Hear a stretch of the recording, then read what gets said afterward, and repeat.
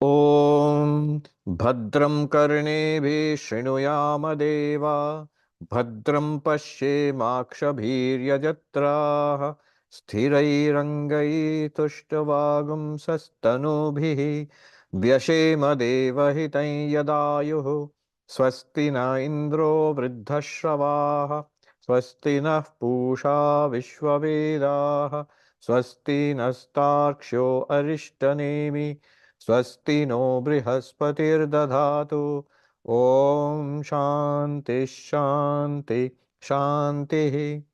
Om, O gods, may we hear auspicious words with our ears while engaged in sacrifices.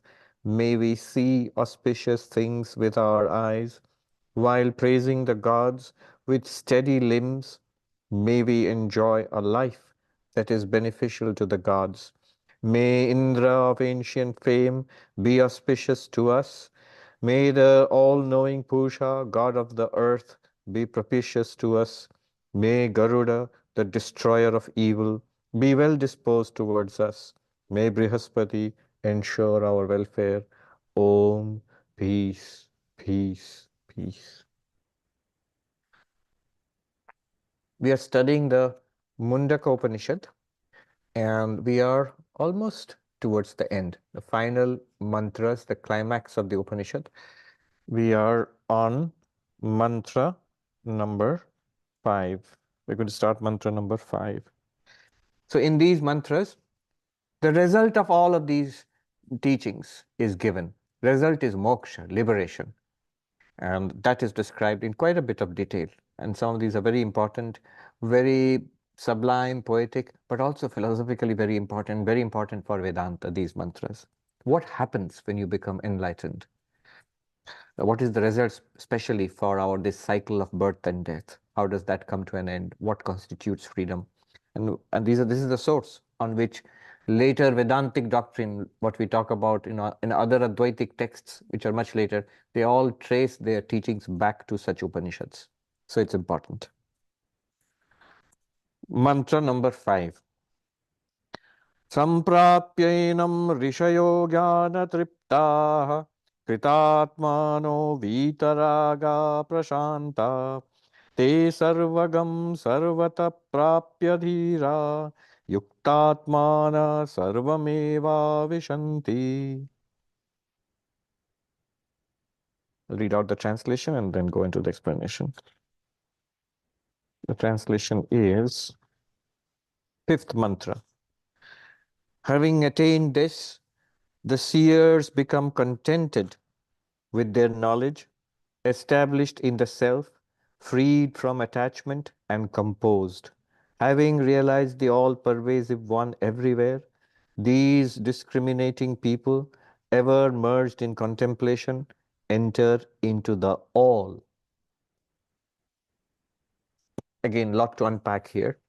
The entire spiritual journey has been packed into this mantra, along with the practices and the result. So let's just see. I will take up the words in the mantra in a certain sequence so that the whole thing makes sense to us. So there is this word, dhira. Let's take that as the base. Dhira means the heroic spiritual seeker. It means the person who is striving to equip himself or herself with the qualifications for enlightenment. Shankaracharya here gives the essence of the dhira. He says, who are these dhira, these heroic spiritual seekers? In Shankara's commentary, it says, Atyanta Vivekino. Atyanta Vivekina, those who are extremely discerning. Viveka is the ability to discern, to separate two things which come to us mixed up. The ability to separate in our understanding, not physically, in our understanding. Life comes to us mixed up. So the ability to separate good from bad, the right from wrong, real from unreal. So this is self from not self.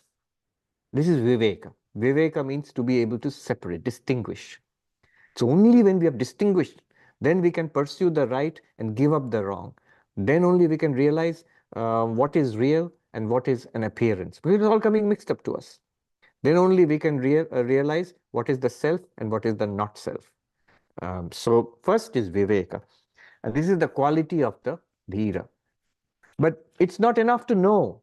Uh, we must live it in our lives, and for that, the rest of the practices are there. Who are these dhira? He says one word, important word is yuktatmanaha, who are always engaged in spiritual practices. This is the basis of spiritual life. Those who are up and doing. Our revered Swamiji in the other New York center, Yuktatmanandaji. His name is Yuktatmanandaji. So Yuktatmana, the person, the seeker who is engaged in spiritual practice. It's not enough to say, I've heard a talk and I know I'm Brahman. Now, why isn't my life changing completely? No, no, no. You haven't done anything at all.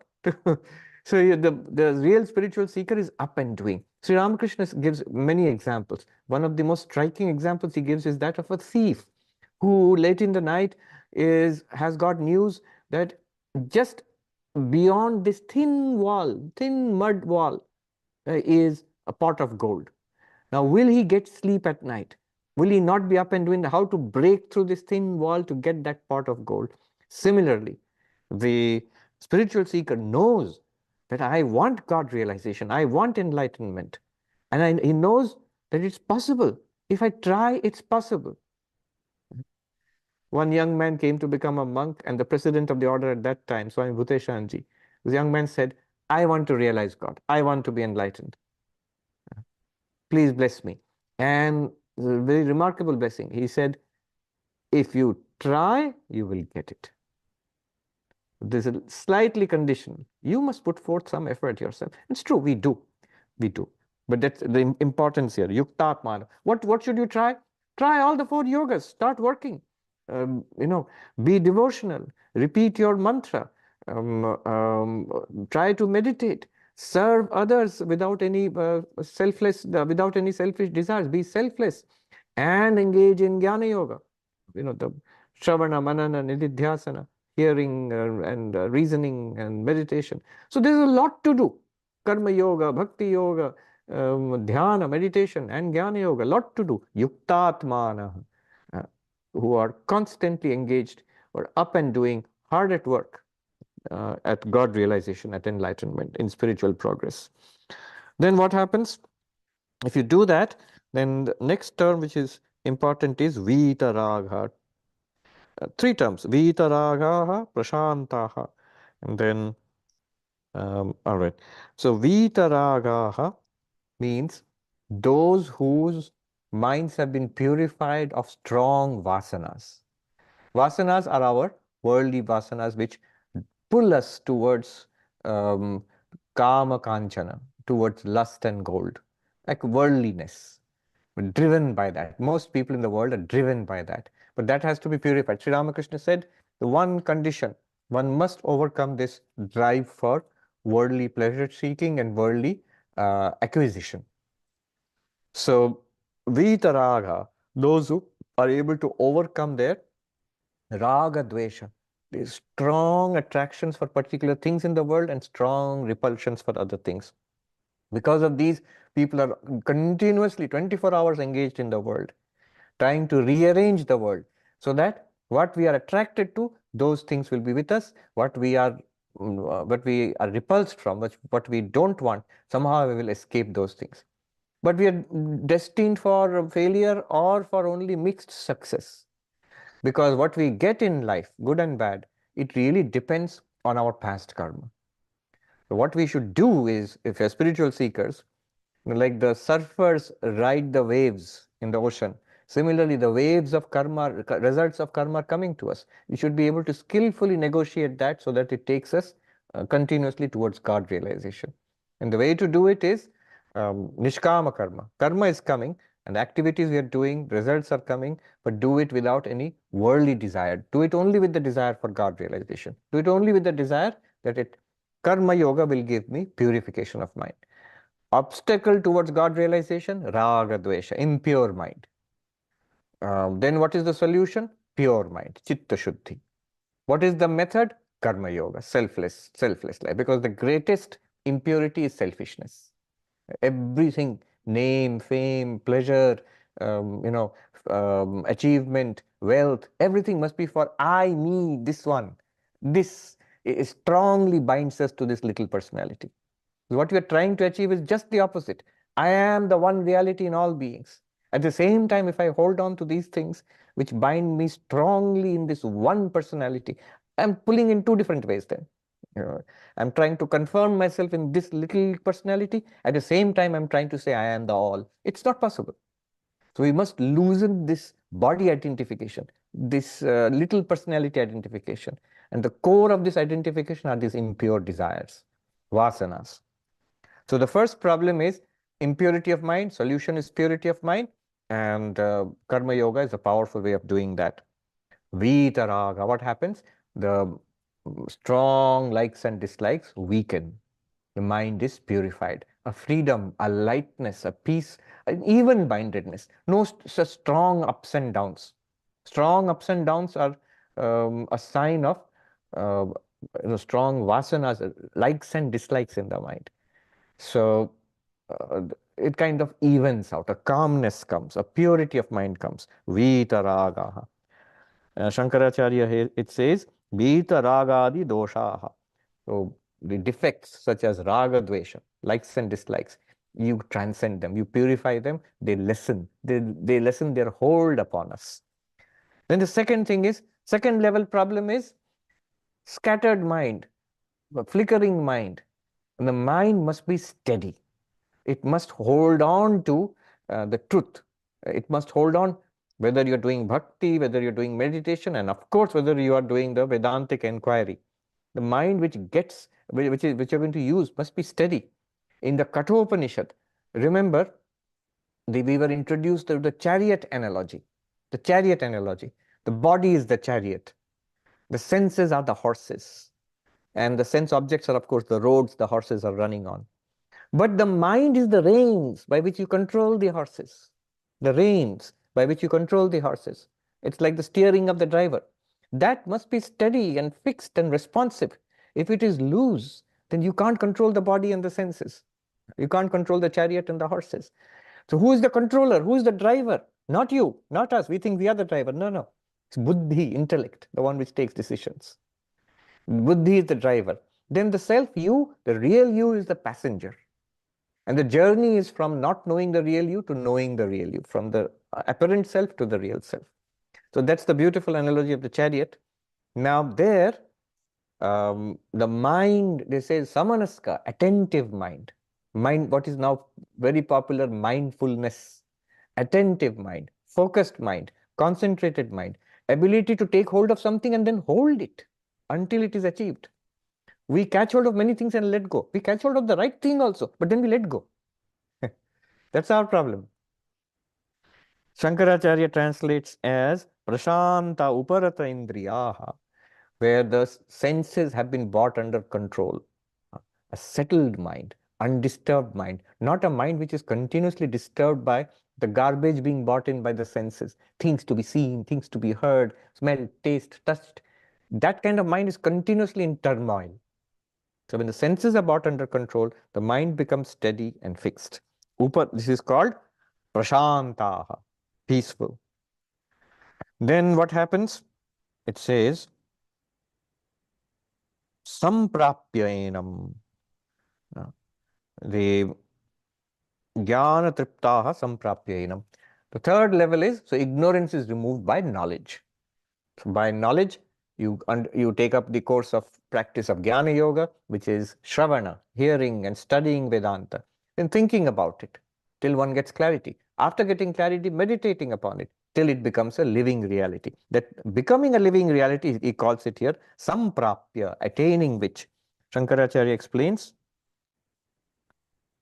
samprapya, samavagamyena, atmanam rishaya darshanavantah. Having attained it. What is attainment? He says you become a rishi. And the translation of the word rishi, it's usually translated as sage, but there's a particular technical meaning. The technical meaning is rishaya mantra drashtara. The seers of the mantras are called rishis.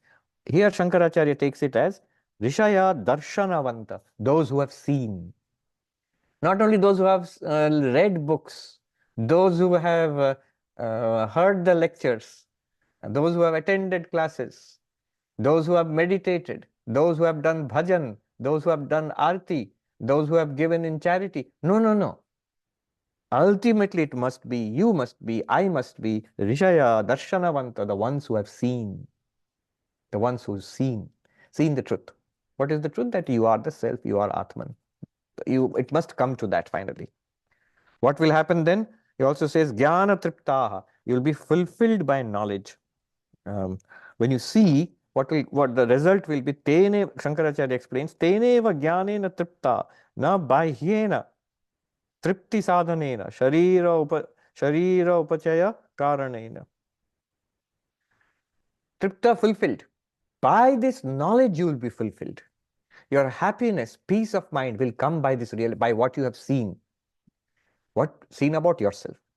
You will realize you literally do not need anything from the world. You do not even need this body. You do not even need this mind. They're all very good. But you are this limitless existence consciousness which the world needs you. The body needs you. The mind needs you for its very existence. Satta Spurti, for its existence, for its light, awareness. The world and the body and the mind, they need you. But you are fulfilled by realizing your unlimited nature. Tripta, Jnana Tripta, fulfilled by this knowledge, by realization. Na bahyena vishayena. He says, not by external things. And gives an example, a gross example, Sharira Upachaya Karana, that which nourishes the body. So what are people normally tripta, that means fulfilled by, satisfied by? Food and drink, your favorite snacks and dishes. And so that goes to nourish the body. Then there are desires which we fulfill to nourish the mind, books and entertainment and knowledge and creativity. These are all external. Not those, not those. You are fulfilled by the realization that I am Brahman. Then comes eternal peace. This is called Jnana Triptaha. And as a result, what happens next? Kritatmana. You have done. Kritatmana means the one who has done what has to be done. Here Shankaracharya explains, Kritatmanaha Paramatma Swarupena eva Nishpannatmanaha Santo. Those who have become one with Brahman. They have done what has to be done in life. They have realized what has to be realized in life. They have got what has to be got in life. In Bhagavad Gita, Krishna says, having got that, after which nothing more, nothing greater remains to be got. You may still get many things in life afterwards. You will.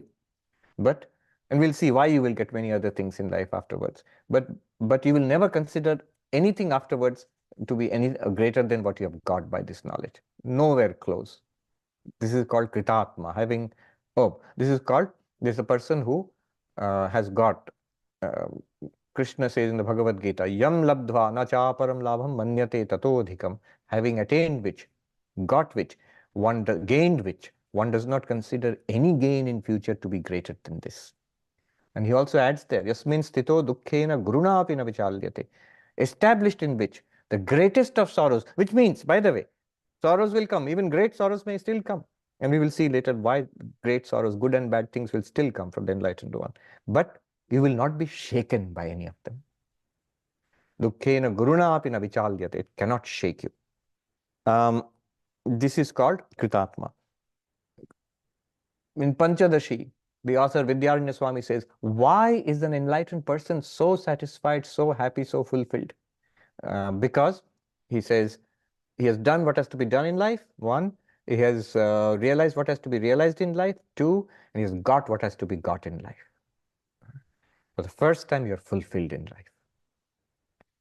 So what happens to such people? They realize, what have they realized? Sarvagam sarvata prapya.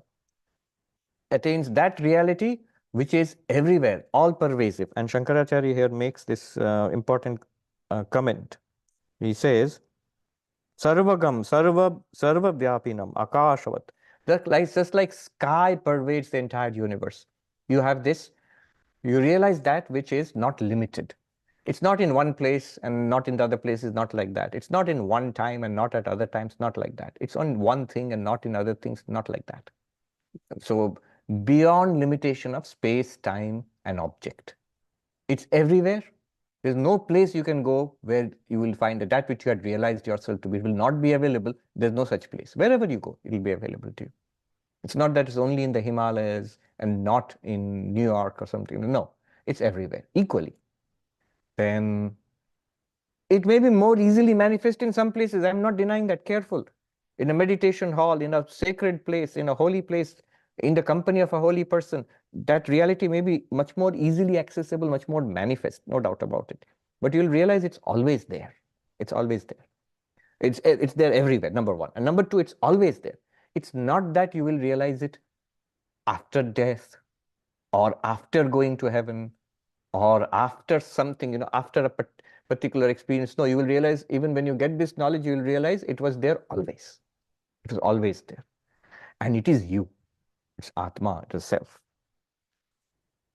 Sarvagam, sarvatah prapya. It says, sarvatra prapya. No upadhi parichinnena ekadeshena kintarhi tad brahma eva advayam atmatvena pratipadya. Very, very nicely put. This word, sarvatah prapya, means attaining everywhere. Wherever you go, that one is available. Whenever it is, that one is available. And whatever you experience, that one is available all the time, effortlessly, continuously available. He says, not upadhi bhedena. Not that Brahman is only, upadhi means the name and particular name and form through which Brahman is experienced. So only when it is in the name and the form, this particular form, and I call it Krishna, then only it is Brahman. No, no. So it is so in Shiva, the same thing. It is so in Kali and in Durga and our Father in heaven, in Jehovah, in Allah, in all of that. In the clear light of the void of the Mahayana Buddhist. It's continuously available in and through all of these. These are different conceptions, names and forms, upadhi. Why just these divine names and forms? Even ordinary things in all men and women and all in the trees and the sky and the earth and the rock and the dog and the cat, everywhere shining forth. Not in one particular upadhi, but everywhere. That is Brahman. Brahman is unlimited by space, unlimited by time, unlimited by object, available everywhere as how? Very important. Atmatvena pratipadya. Realizing I am that one. Therefore, I am unlimited by time. I am unlimited by space. I am unlimited by object. Unlimited by time means I am eternal, immortal. Unlimited by space means there is nothing beyond me. Everything is in me and or is appearing in me. Unlimited in object means there is no second reality apart from me. That means whatever I see, whatever I have experienced and not experienced, whatever there is in this universe is not a second thing apart from me. They're all yours. They are all you, in fact. No one is far apart from you, and no one is an other. Holy Mother's last words before she passed away, she said, "My child, this world is yours. Learn to make it yours. There is nobody is an other to you. There's nobody is an other to you." It sounds like very common sense and sweet advice, but it's very deep Advaitic, non-dual truth. Sarvatah prapya. Then sarvameva avishanti. At the point of death, one merges into this Brahman. The individual being who was liberated was the Rishi, Dhira, who realized I am Brahman, will live for some more time because of past karma. We'll see that in the next mantra. And we will be called Jivan Mukta by us, those who recognize this person to be enlightened. And then when that particular body dies, Sarvam eva vishanti. The physical body, the subtle body, the causal body will merge into their respective bases. And the Atman, of course, is one with Brahman. That is the end of the Jivan Mukta's life. And after that, what is called Videha Mukta, bodiless liberation. Of course, all this is from our perspective. The Upanishad is telling us from our perspective. The enlightened one's perspective, the moment the enlightened one realizes, will say that I am, and I always was, and I always will be Brahman. Yes, this body is there now. It's continuing as a limited being. And after some time, the body will disappear. From my perspective, from your perspective as the enlightened one, no difference really. But from the other's perspective who see the enlightened one present and a great blessing to our He is with us. It's the greatest of blessings to be with such a person. And then at one point, the body goes away. Uh, that will be discussed now. When the body goes away, what happens of the enlightened one? How is it different from the non-enlightened one's death, and so on? You know, most revered President Maharaj, Swami Smarananji Maharaj, passed away yesterday. He was 94 years old. He was the president of our order. A wonderful, wonderful monk. It is really a privilege to little bit also what we have seen of him from a distance. It's of course very senior. Um, there are so many little touching little stories, but the sheer simplicity of this person, and an unfeigned simplicity. He's not trying to be simple because he's a monk. There are those who try, by the way. I'm simpler than you. The competition for being simple. No, but he was this. That kind of simplicity comes from a real purity, inner purity, a childlike simplicity. So let me give you one little example. Those who have been to Belur Mutt, you know that there is the most crowded of all festivities. All festivities there are very crowded, that being India, and religious festivities are the most crowded. The most crowded of all is what is called the Sadharan Utsav. In other words, called General Utsav. And that's 1 week after the birthday of Sri Ramakrishna. So what happens is the big monastery is all the gates are thrown open for 1 day to everybody who comes in, and the idea is to provide small traders, small shopkeepers, a way to do business.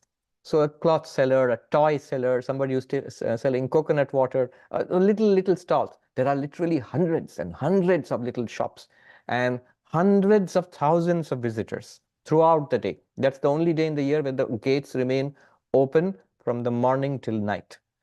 And it's an incredible crush. If you walk there, it'll take you several minutes. What could have taken, you can go in 5 minutes, will take you 20, 30 minutes across because it's so many people. All right. So when revered Swami Smarananji Maharaj was the general secretary of the order, that means he's the senior most executive of the entire order. So one of these days, one of these general utsavs, Sadharan utsavs, in the evening he came to take a walk from outside his office to take a tour of what's going on outside. And of course, tremendous crush of people. And he was surrounded by a group of monks and other non-monastic assistants, because he's literally basically the administrative head of the entire international organization of our order. He's over 80 at that time. So he walks down this narrow street with little shopkeepers everywhere, and there are hundreds, thousands of people in front, behind, on both sides. And they are passing a particular shop. Shop means it's a footpath. It's not even a real shop. They're sitting on the footpath with a piece of cloth and selling their wares. And they're all very poor people. So this poor little shopkeeper, he was selling toys, children's toys. And the particular toy he was demonstrating, it's very popular among kids. So it's like it shoots up as a parachute, and then parachute opens, it comes floating down, and there are lights flashing in it, and kids love it. So it just goes up and then it comes down like this. A small thing about this, so big. And he showed it to the general secretary. As the general secretary was passing by, it flew off. And it's those who have seen Belur Mutt, it's the Sarvapriyananda campus on the outside. So that's where it happened. And the parachute went over the fence into the ashram campus. And then suddenly they saw that Swami Smarananji was nowhere to be seen. The general secretary had disappeared. And of course, the young monks and the assistants, they were all in a tizzy. Where did, because he's a very senior elderly man, he could be lost in the crush. Where did he go? What happened? Where is he? And then suddenly they saw him coming out of the main gate of the that Saradapeeth campus, where the fence is. And he came back with that little toy, the parachute, and returned it to that poor shopkeeper. And then he explained to the puzzled group who were supposed to be surround him. They explained, "Oh, you see, he's a poor man and he lost the toy. It went over the fence to the other side, and since they will not let him into the college campus, but they won't stop me. I was the head of this ashram he was the head of the ashram for decades, long ago, and of course he's the general secretary. It's everything belongs to him there. So they won't stop me. The guards won't stop me. So I went in there and I found it and I returned it to him." Now, this 80-plus-year-old senior most monk, he went crawling into the bushes and the trees there in the darkness to find one little parachute toy and comes back and returns it. So, and that's so typical of him. Everything, anybody who has seen him will always say, he's always been that way. He always considered himself just like anybody else, just literally like the youngest person who had joined the order, the poorest of the beggars standing outside the gates of the ashram, and the newest of devotees coming into the ashram. He was just sort of one with all of them. All, and this is for decades. For the enlightened one, so he passed away, and just today it was the cremation. Tens of thousands of people coming. It's a little bit of it is online. I think I saw some of the rituals. So this is the mantra. Having attained that knowledge and fully satisfied by it, one becomes a rishi, a seer of that truth. And kritatma, fulfilled, having got what has to be got in life, done what has to be done in life, known what has to be known in life. Which is possible only when the person is vitaraga prashanta, calm and settled and pure in mind. How is that possible? Yuktatma, be up and doing, be up and doing. And the one attains that ultimate reality is called sarvagam, all-pervasive, not limited by time, space, object. Sarvatah prapya, in every experience, everywhere that is available and it is seen. The only difference is that we don't see it because of ignorance. But otherwise, it's available to us also. For us, it is unavailable due to our ignorance. To the enlightened one whose ignorance is gone, it sees it's equally available to everybody all the time. Vivekananda called it the open secret. And then lives like this as long as the body persists. And when this body goes, the person is called videha mukta, bodiless liberation, merges in Brahman. Merges in Brahman means no actual merging in Brahman. That person knows that I am this limitless Brahman. That's what is called merging in Brahman. All right. Next mantra is very beautiful and will be familiar to some of you at least. Let me chant it. Vedanta Vijnana Sunishchitartha Sannyasa Yogadyataya Shuddha Sattvaha Te Brahma Lokeshu Paranta Kale Paramritah Parimuchyanti Sarve. This might be familiar to some of you, especially from Hindu households, especially from the south of India. So this is a mantra which is chanted when a monk visits your house. If you are a traditional Hindu family, often traditional South Indian families. So if a monk visits your house, you are supposed to chant a few mantras in greeting, and this is the central one among them. What does it mean? Vedanta Vijnana Sunishchitartha, very beautiful mantra.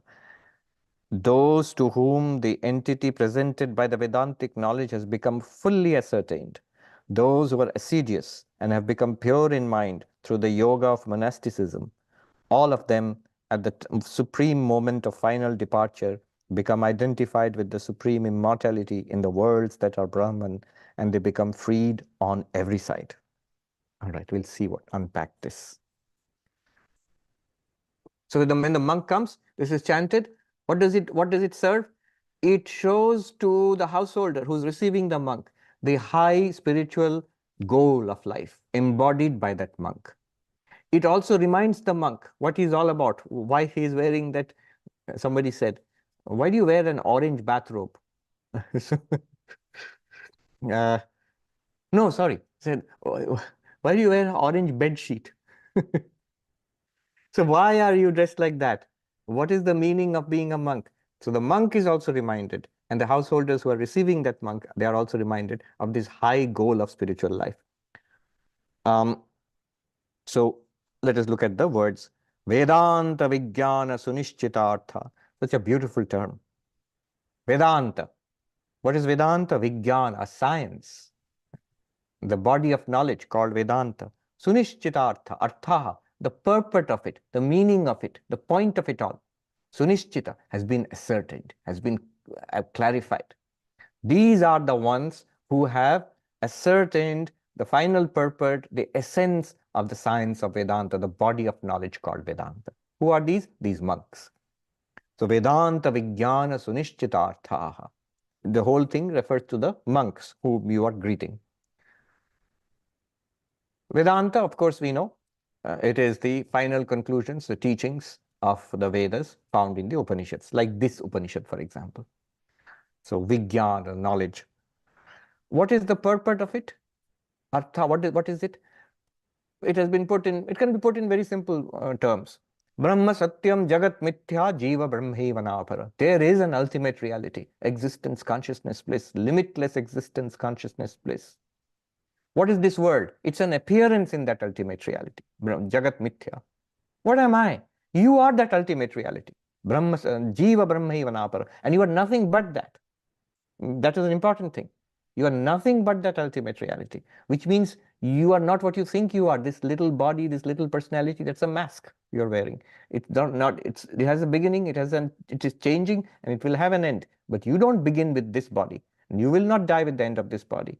You don't begin with the blossoming of this personality and the final fading away of this personality. You are not either of them. They are dependent on you, but you are not either of them. So, or you can make it even more compact. Tattvamasi, you are that. Aham Brahmasmi, I am that. That is Vedanta Vijnana Artha, the point of Vedanta. You can make it even more compact. Om, just Om. What does it mean? This entire experience which you are having is the waking experience. It is the entire subtle experience going on in our minds, which is most manifest in dreams. That is called the subtle world. And then the entire dream world. And then the seed form of it, experienced in deep sleep. That is called the causal world. The entire physical, causal, and subtle and causal worlds are represented by Ma in Om. And the silence beyond Om represents the reality. And I am that reality, the silence beyond Om. I am not this waker. I am not this dreamer. I am not even the deep sleeper. This deep sleeper, waker, and dreamer, the physical, subtle, and causal, are appearances in me, one unlimited. Why unlimited? Because the waker and the deep sleeper and the dreamer, they limit each other. The waker is the one who lies down in the bed and goes to sleep there. The dreamer is the one who is going through many dream worlds. And the deep sleeper is the one where the object and subject are merged in blankness. All are appearances and disappearances in one underlying consciousness, which I am. That is the Turiya, Om. You can make it even more compact, silence. Not an unknowing silence, but the silence of the enlightened one. So, Vedanta Vijnana Sunishchitartha. How do you clarify the knowledge of Vedanta? Ascertain, fully ascertain. Sunishchita, fully ascertain. What does it mean? So, 3 stages. First of all, I don't know what is the Vedantic knowledge. Then for you, Shravana, listen, study. At the end of that, you should be able to say, I know precisely what Vedanta is saying. So you have ascertained the meaning of the Vedantic texts. But now you may have doubts. I have many problems, logical questions. It doesn't make sense. This doesn't make sense. That doesn't make sense. I would like to know, this is not clear. That is not clear. I know what the book says. I know what the Swami says. But this is not clear. That is not clear. So there's the second stage, reasoning, where raise every possible question. Try to go through the answers which are provided by the teacher or the texts and try to see what is being said. Then you ascertain at the second level. First level, you got the meaning of the book. Second level, logical. You understand it now. Earlier information, now knowledge. You have understood. Then third level is you say, I understand it. It's clear to me. It's not reflected in my life. My life is still going on. I'm the same old dude who was there before all Vedantic study. It's not changing my life. I'm not overcoming suffering. I'm not attaining that limitless peace which is promised. So that you meditate upon the clarity so obtained. Stay with it. Stay with it. Try to live it. Try to express it in, as Vivekananda said, my mission in life, it can be put in a few words. To preach unto humanity their inner divinity and how to make it manifest in every movement of life. To try to manifest in every movement of life. Try to walk the talk. And then meditate upon it. That is Vedantic meditation. What will be the result? Sunishchitartha. That is full ascertainment. You have fully ascertained. There is no more doubt about what Vedanta says. There is no more doubt about the understanding of Vedanta, no more confusion, logical, rational questions, confusion. And you will also say it's real. You will say, I know what Vedanta says, I have understood what Vedanta says, and it's real. This is called Sunishchitartha. What a beautiful phrase. Vedanta Vijnana Sunishchitartha. That's what we all want to be. Who are they? Here I must say the Upanishad is unapologetically monastic. Sannyasa yoga yataya shuddha sattvaha. Those who have taken to sannyasa yoga, they've become monks. You have embraced monastic life. You have actually given up worldly pursuits, turned your back upon the world, and only one goal is to realize this Vedantic truth and embody it in life. One goal is to be free in this life itself, living in this body, Jivan Mukta, Sannyasa Yoga. So, technical meaning of Sannyasa Yoga, I must put it there because Shankaracharya in the commentary has given. What does sannyasa, monasticism mean in the Vedic, in the Vedantic context? What's the meaning of becoming a monk? Yes, you are celibate. Yes, you have no property. Yes, if you're part of a monastic organization, you're obedient. So in the Catholic monasticism also, chastity, poverty, and obedience, these are the vows. So monastic vows are there. But technically, what does it mean in the Upanishadic context, in the Vedantic context? So there's a technical meaning here. The meaning is this. There are these three kinds of worlds one may, the devout Vedic person, devout Hindu may aspire for. One is human birth. Next life, I'll be born in this human world, in a good human birth. And then after death, I aspire to the higher heavens, which my ancestors have gone to, the heavenly life. And then the highest possible attainment is called Brahmaloka, is, the heaven of Brahma, the highest one. The first one is attained by human birth. This is a little technical, a little arcane, but try to get it. It is attained by children. So you marry and you have children who will perform the funeral rites for you by the merit. See, it's a Vedic context. Everything is Vedic yajna and sacrifice and all of that. So by the merit of those Vedic rites, the Shraddha and all performed for you by your children, by that merit, you will attain a human birth next life. Many ifs and buts here.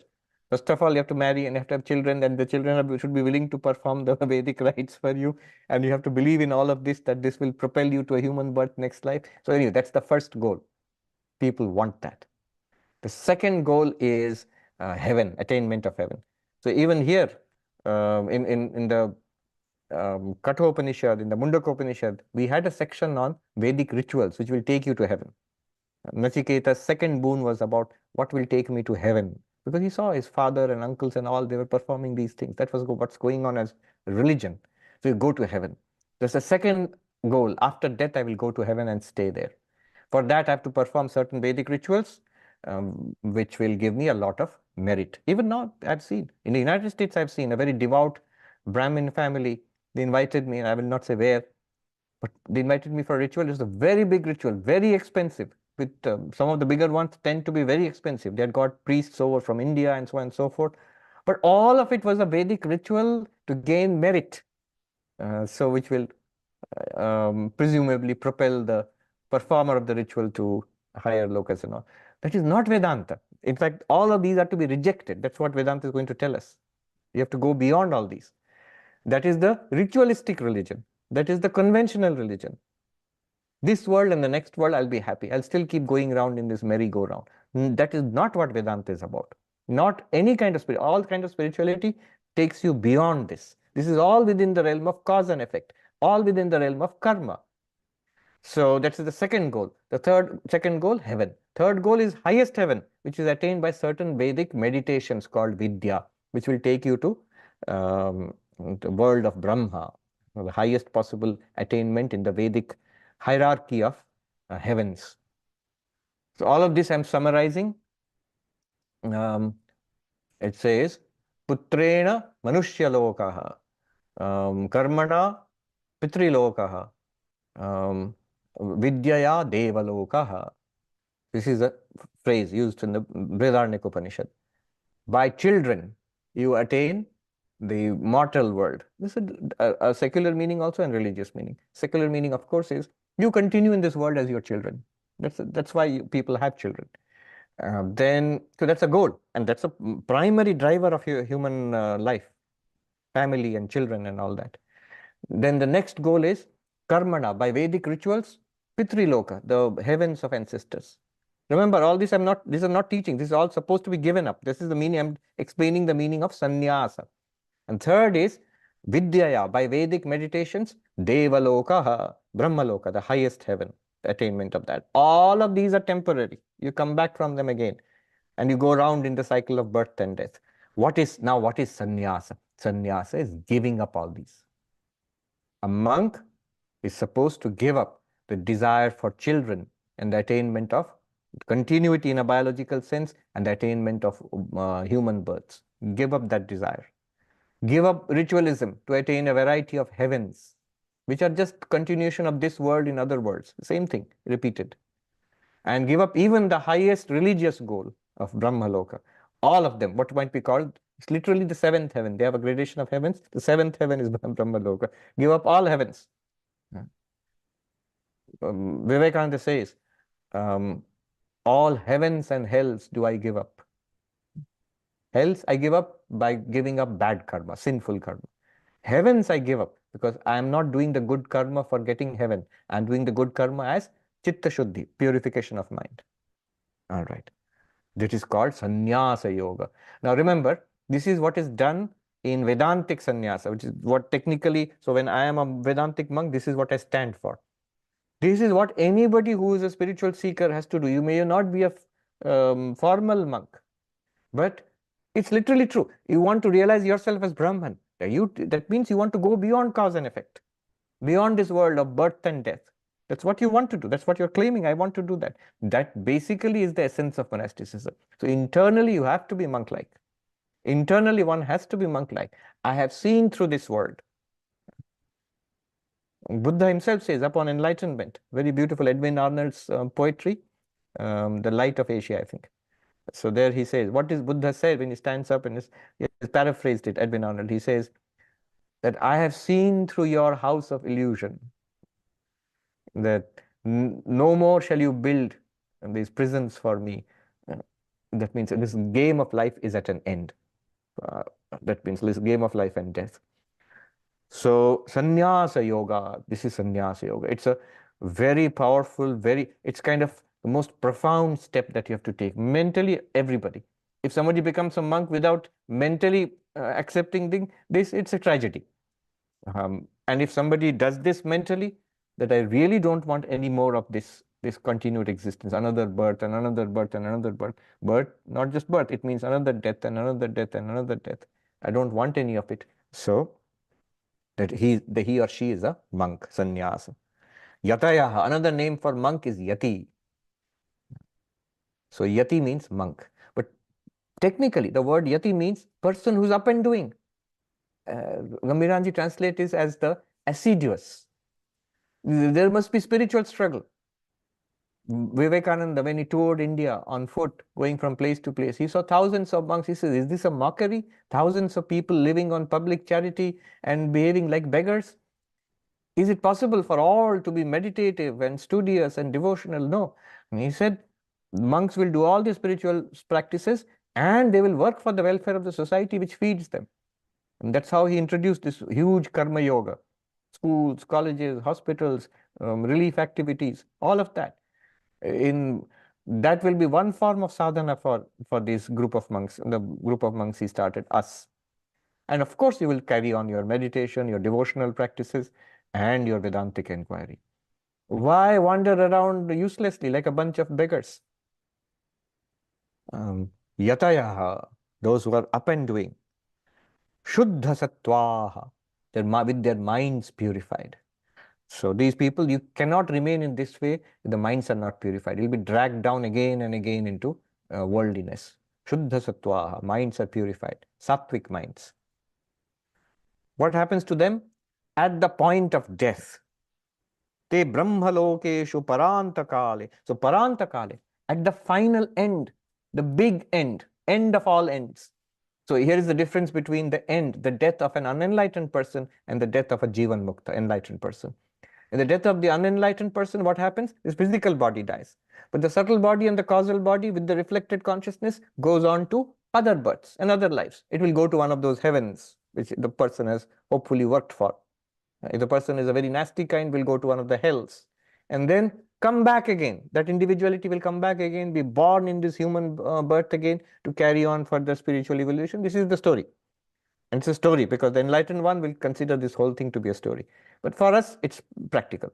So this will go on. Again, another birth. Again, death. Every birth means a death. Krishna says in the Bhagavad Gita, Jatasya hi dhruvo mrityu. Of those who are born, certain is death. There's nothing more certain than that. Or somebody said humorously, life is a disease with 100% fatality rate. Life is a disease with 100% fatality rate. We have got the disease called life, so we are bound to die. But then Krishna also says, Dhruvam janma mritasya cha. Those who die, they are bound to be born. Until you attain enlightenment, the machine will go on grinding, will not be let off. But for the enlightened one, he says, the beautiful word is used, parantakale, the final end, the end of all ends. The game of life is over. The storms have dissipated, and there is, as the songwriter says, a festival of rainbows in the sky. Akashe Ram Dhanur Mela. What happens when the storm goes away? There's a rainbow.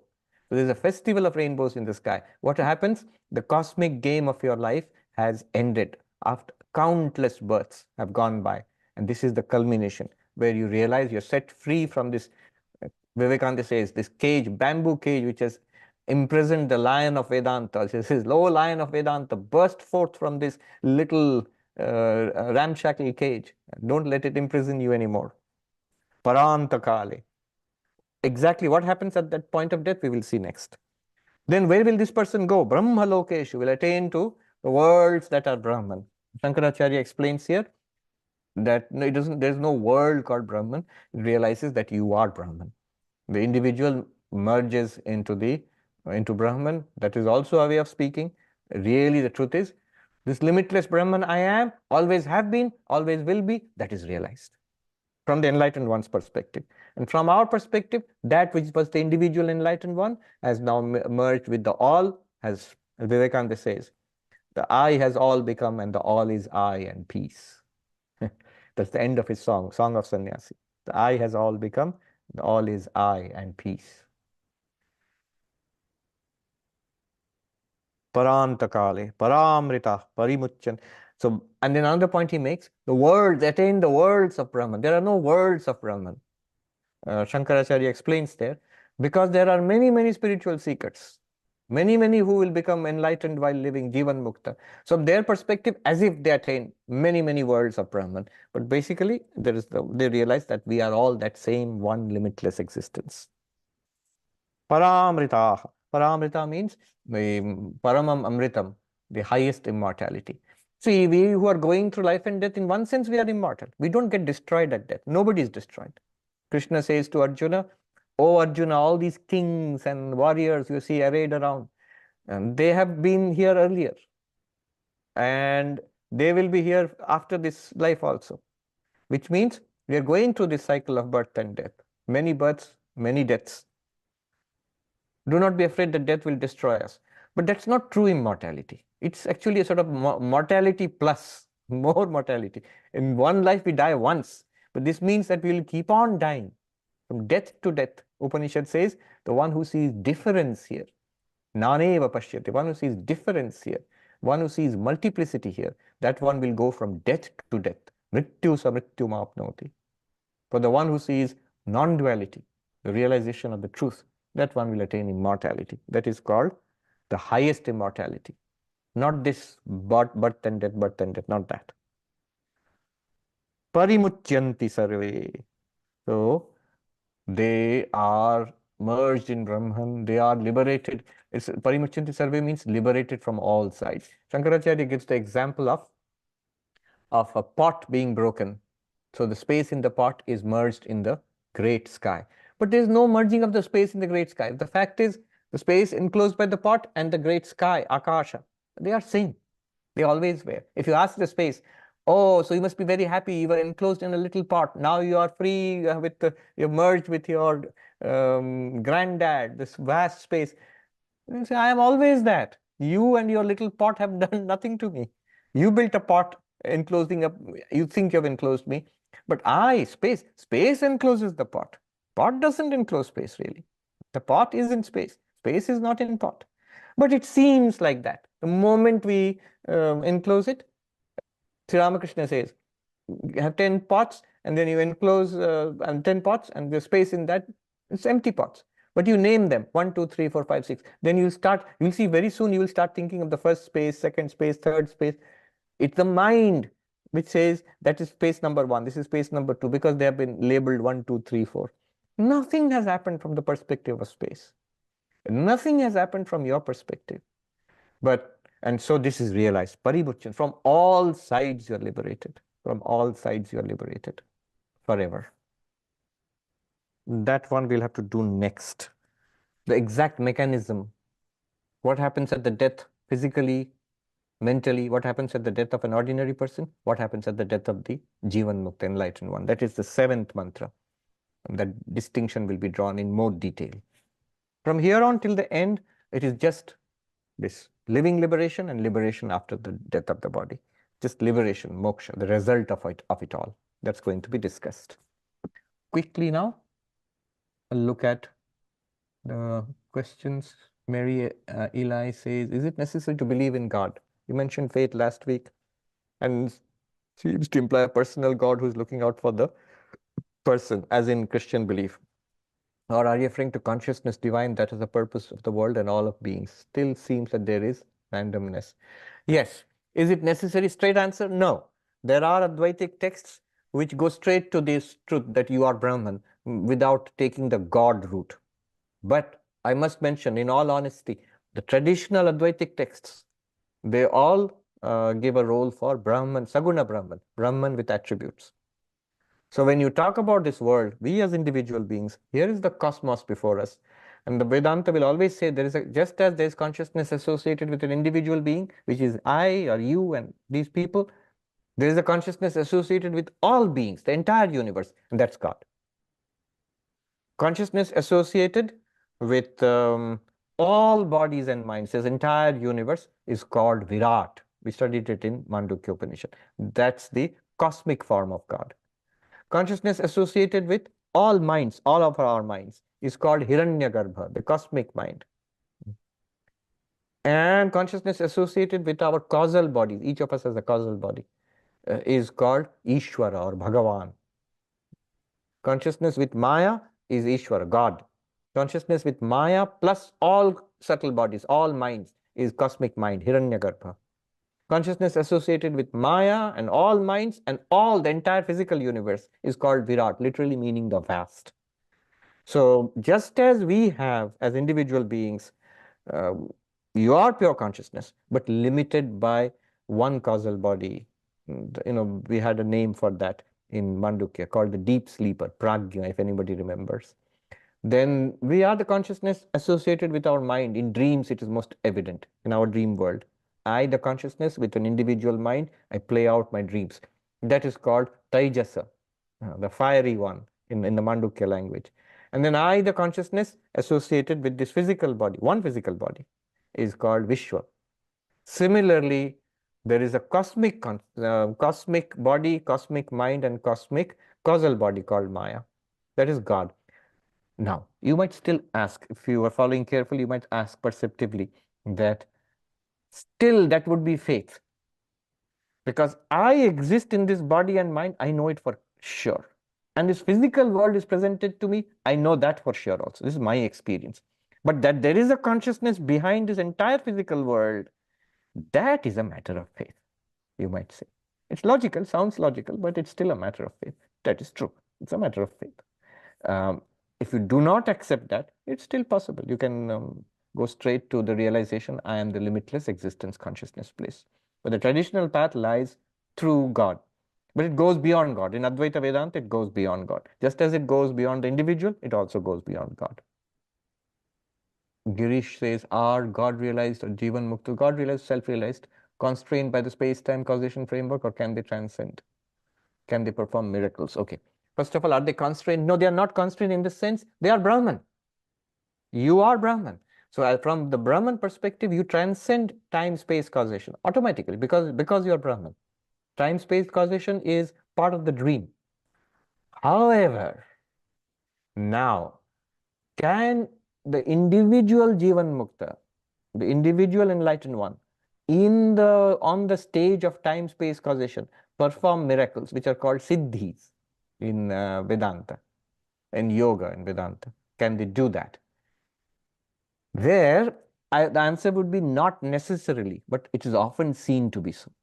That would be the answer. Answer would be yes and no. It's not necessary that a person who is enlightened can perform miracles, but it's often seen that such people who have become enlightened, they have extraordinary powers. Remember, all spiritual paths, bhakti, Vedanta, yoga, especially in the path of yoga, Patanjali yoga, these powers are most manifest, siddhis. Also in Tantra or in Buddhism, everywhere the masters have cautioned us against these powers. They will divert a spiritual seeker back into worldliness. So, is it possible? Certainly. Is it common? Certainly. Among enlightened ones, such powers are common. But these powers can be a real danger. They can divert a spiritual seeker. And the presence of the power does not mean a person is enlightened. I know of people who have powers who are spiritually very ordinary. There will be people here who are spiritually more advanced than such people. I've met such people. Straight away, I met a person who had these powers, and an American gentleman. So to test him, I asked him, simplest thing, many things can be magic show. So I asked him, just now, what's in my mind? Can you tell me? He told me straight away, precisely, exactly what I was thinking, I thought. And I said, he's a spiritual seeker. What does your guru say about these powers? He's a Vedantic practitioner. He said, my guru said they are nonsense. So you have to be careful. Priyanka says, in Yoga Sutras, Patanjali recommends the following for a peaceful mind: friendliness towards the happy, compassion for the unhappy, delight at the virtuous, and indifference to the wicked.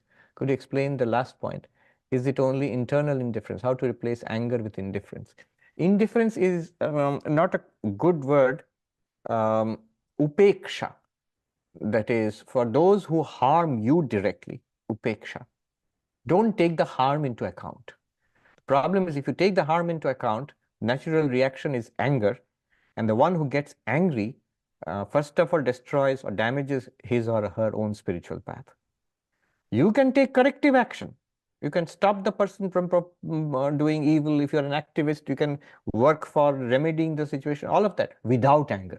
If you are a yogi, anger is not permissible. It is seriously damaging to your own peace of mind, and it doesn't help. It never helps. So, upeksha, your question was how to replace anger with indifference. Yes, by noticing the serious damaging effects of anger on my spiritual and worldly life. Remember, you have never been angry, and later on, 5 years, 10 years down the line, you have never, looked back and said, that was great. I was good that I was angry and hit out at those people. Over time, we all regret our anger. So what is done in anger is always regrettable. Whereas it doesn't mean that you will have no action. You will take action, whatever is necessary. If it's something that is damaging to you personally, you may completely ignore it and forget it. If it is something that has to be taken care of in society, in community, somebody is doing something wrong and evil, then you will be up and doing, you will, if you can make a difference, but again, without anger. If Mahatma Gandhi could fight the British for the independence of India without anger against the British, imagine. He had many friends who were Englishmen. He had no personal anger against the British. It was an evil and had to be removed. That's all. Amira says, Vedanta helps We understand why not to be selfish and run after money and fame. The sanskar still comes back sometime. Yes, certainly. Question, why should I do this materialistic work if I cannot think about the results, such as money and fame? What is the point? See, if I have a desire for this, I must pursue it within the limits of dharma.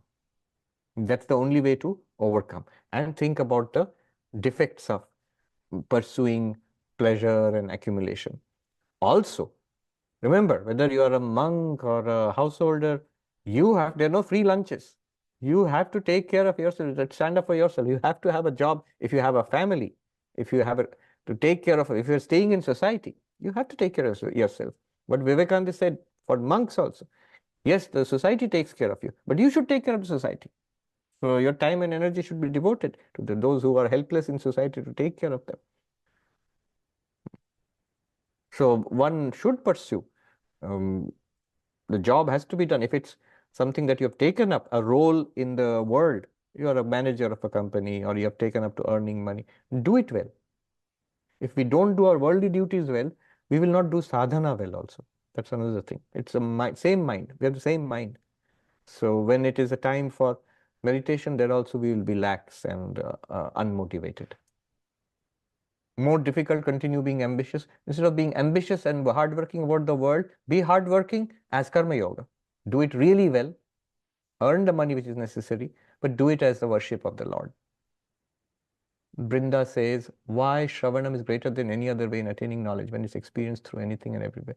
It's experience, but you will never recognize it. Brahman is experienced, it's true. The enlightened one will experience Brahman in all experiences. But unless we have the knowledge, we will not recognize it. Like the story of the washerman with the diamond. He had the diamond and was experiencing it all the time. He was using the diamond to scrub dirty laundry. So only when the diamond merchant introduced him to it, what was already in his hand. Look, this is the most magnificent diamond I've ever seen. If you cash it in, all your needs will be removed forever. All your want will be removed forever. Similarly. Sanket says it's possible to retain the sense of I-ness while enjoying the bliss of Atman. If not, is the bliss felt by the mind a memory of Ananda, the nature of Atman? No, it's not memory. Enjoying the bliss of Atman as I, the enjoyer of the bliss of Atman, it's still possible, but it's what is called a reflected joy in the mind. I know that in my real nature, I am the Atman. And this knowledge itself gives a lot of happiness in the mind continuously. So that happiness, that might increase and decrease because it's in the mind. It might be episodic also. It's like what you are asking is it possible to enjoy the bliss of seeing my own face in the mirror without the mirror? No, you can't.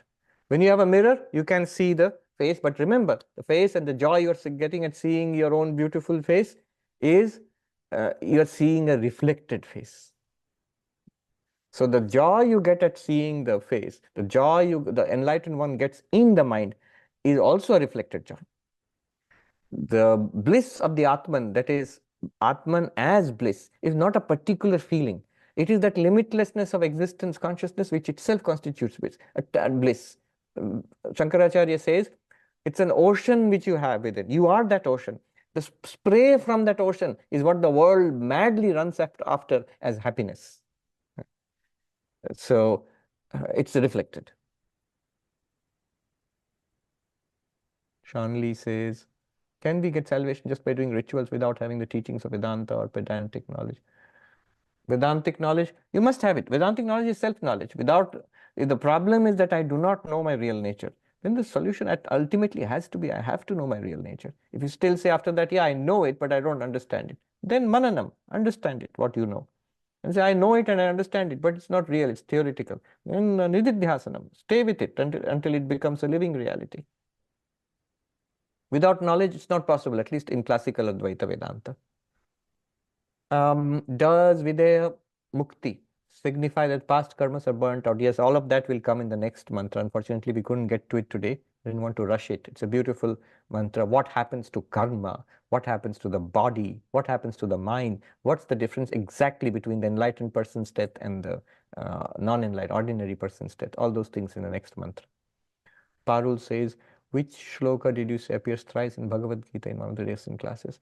Yes, it is the same teaching that everything is done by the gunas, by Prakriti. Atma is the witness.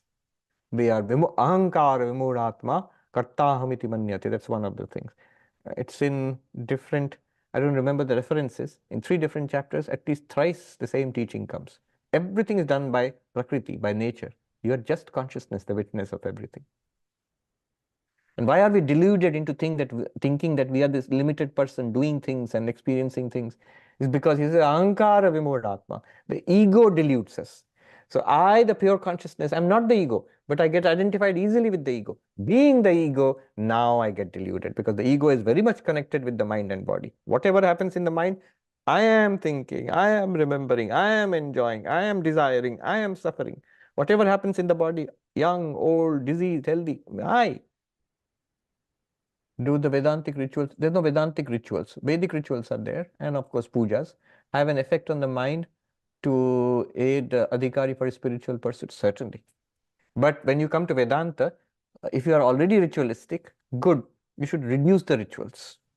Don't give them up. If you practice them, don't give them up, but reduce it. Cut it short so that you can have, not for relaxation, rest and recreation. No, using the time and energy for Vedanta. So have the rituals, but less of it. And if you don't have rituals, you might consider introducing a simple little ritual, a little puja. There's a lot of positive psychological effect on the mind. Something that you do daily, for example, a small little thing. It could just be chanting a few mantras and waving incense in front of the deity, or offering some flowers or something, offering a little food, like that.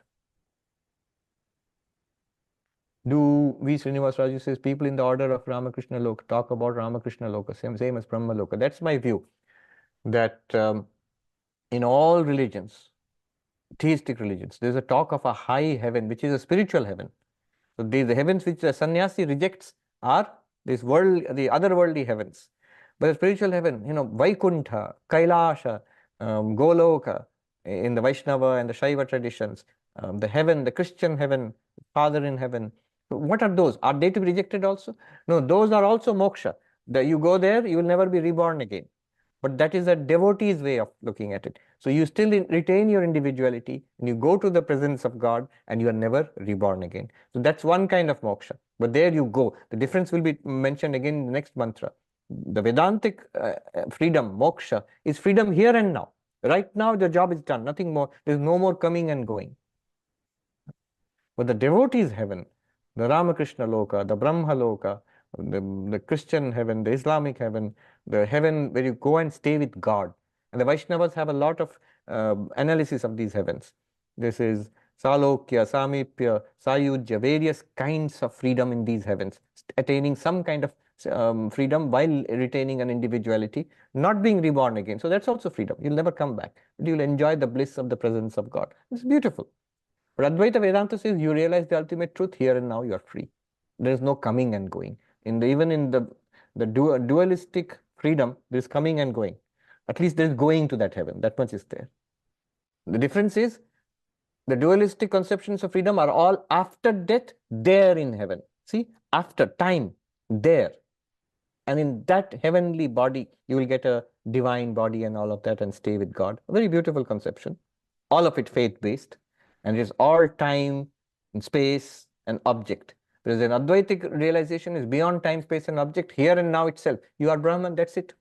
Not that you become Brahman, you know that you are Brahman. That's final. Sanket says, and does Krishna refer to the minds of the kings arrayed for battle, or their Atman? Minds. I just mentioned, causal body, subtle body will go on to the other births. Physical body dies. And this causal body and subtle body carry the reflected consciousness, Chidabhasa. That's the transmigrating jiva, which goes from birth to birth. Kishore Acharya says, along with hearing, analysis, and meditation, should a student of Vedanta give up ritual practices completely, or should they also continue deity worship and other rituals? In the initial stages, one should, for a long time, continue the deity practice and other rituals which you are doing. As I said, cut them down. The emphasis should be more and more on Vedanta. Study Vedanta, reflect on Vedanta, and meditate on that. And use your time and energy for that, but don't immediately give up the external practices. So we as brahmacharis in our initial days in training for many, many years, we would do ritualistic worship, devotional practices, mantra japa, and all the seva, and of course Vedantic study, all of it together. Don't give it up. Om Shanti Shanti Shanti Harihi Om Tat Sat Shri Ram Krishna Arpanamastu.